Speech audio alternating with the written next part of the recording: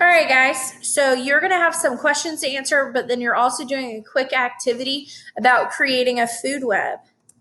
So what we have here is a lot of different animals, and then I want you guys to create a food web to determine what eats what and how energy flows.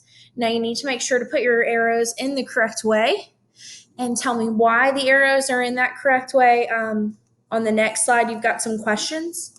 But to start us off, I'm going to go ahead and show you guys how to make the arrows and such. Super simple. So you're going to go on here.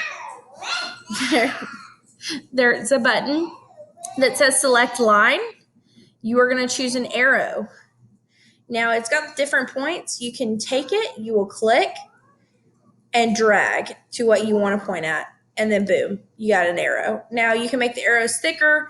There's different ways to make arrows. You can do whatever you like. It doesn't really matter as long as there's an arrow and I know which way it is pointing. All right. So I've made the sun.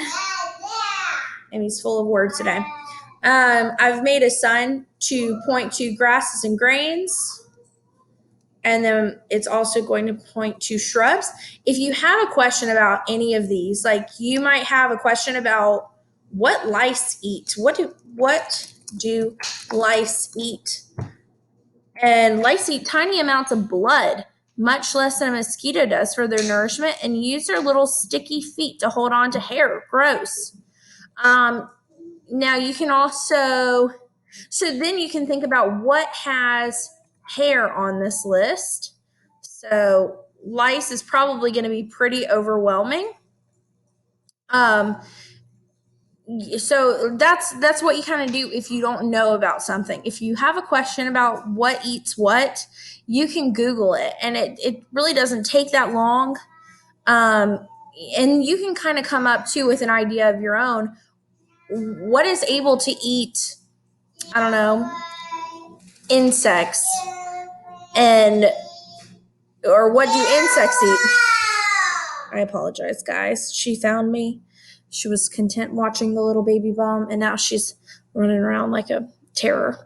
Okay, but you guys have plenty of resources at your fingertips. You can Google this information if you have a question. I just want to know that you can create a food web and you know how your arrows go. Now with your questions, what do you notice about how plants get their energy? So just kind of look right here and you can come up with something, I bet. To describe the direction of the arrows in the food web, why do they point in the direction they do? And 3, what would happen to the population of snakes and rabbits if hawks were removed? So then you need to know what hawks eat, and if they were gone, what would happen to these populations? Would you see a decline? Would you see an increase? Would they stay the same? So you need to formulate an answer there for me. You can type it directly on here. You have a text box. You can just type enter and type what you need to type. Okay? And you'll turn that in. And that's our work for today, guys. All right? Send me a message if you got any questions. Thanks.